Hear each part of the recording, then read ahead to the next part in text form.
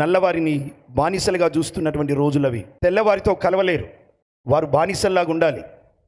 వారిని తీసుకొచ్చి మార్కెట్లో పెట్టి ఆ నల్లవారిని నిలబెట్టి అమ్మితే వారు యవనస్తులైతే వారి ఇంటిలో పని చేయడానికి వెల చెల్లించి ఎవరైనా ఆ నల్లవారిని కొని వారి ఇంట్లో పనిగా పెట్టుకుంటారు. ఒకరోజు ఒక అమ్మాయిని చాలా బలహీనంగా ఉంది, చేతులకి తాడు కట్టి మార్కెట్లోకి తీసుకొని వచ్చారు. మార్కెట్ మధ్యలో నిలబెట్టారు. ఆయన అరాస్ అంటారు కదా, వేస్తూ ఉన్నాడు.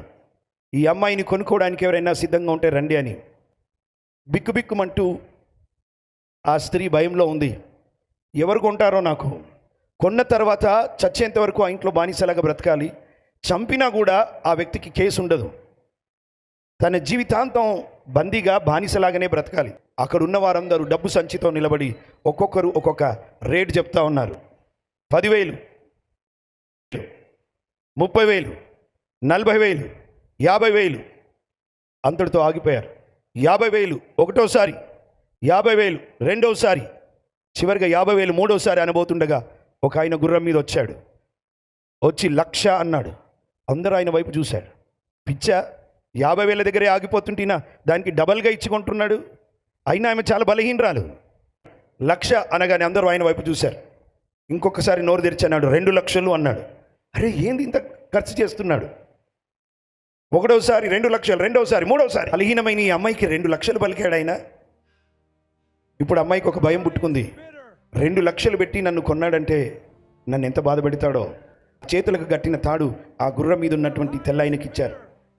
అలా ముందుకు తీసుకెళ్ళి ఆయన గుర్రం మీద నుంచి దిగి చేతులకున్న కట్లు విప్పేసి అప్పుడు ఆయన అన్నాడు, చేతులకున్న ఆ తాళ్ళను విప్పి, నా దానవు, నిన్నెవ్వరూ ఏమనరు, నీకు స్వేచ్ఛనిస్తున్నా, నువ్వు ఎక్కడికి వెళ్ళాలంటే అక్కడికి వెళ్ళిపో.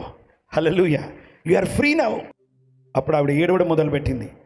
విలువలేని నాకు ఇంత విలువనిచ్చుకొని ఇంత డబ్బు పెట్టి మళ్ళీ నన్ను విడిపిస్తున్నాడే, వెళ్ళిపోమంటున్నాడు. ఆలోచించింది. అప్పుడు ఆవిడ ఏడుస్తూ ఆయన మోకాళ్ళ కాళ్ళ కింద పడి అంటుంది, అయ్యా, విలువలేని నాకు ఇంత విలువ పెట్టించుకున్నావే, కొన్న తర్వాత నా మీద పూర్తి హక్కులు కలిగి ఉన్నప్పటికీ కూడా నాకు ఈ స్వాతంత్రాన్ని ఇచ్చావే, ఎక్కడికి వెళ్ళినా నీలాగా నన్ను ప్రేమించారు, కానీ నేను వెళ్ళిపోవడానికి కాదయ్యా, నీ దగ్గరే, నీ కొరకే నేను బ్రతుకుతాను, పని చేస్తాను. పాపం అనే మార్కెట్లో అమ్మకానికి పెట్టబడినటువంటి వారం మనం. సాతానుడు మనల్ని బంధించాడు, నిత్య నాశనానికి తీసుకెళ్తున్నప్పుడు వచ్చాడు నజరేయుడైన యేసు. హల్లెలూయా. పరలోకం విడిచి భూలోకంలోనికి వచ్చాడు. తన రక్తాన్నిచ్చి నిన్ను నన్ను కొన్నాడు. ఈరోజు మనం అనాల్సిన మాట ఏంటో తెలుసా? నా బ్రతుకంతా నీకు సేవ చేస్తానయ్యా, నా బ్రతుకంతా నీకు సొంతం అయిపోతానయ్యా.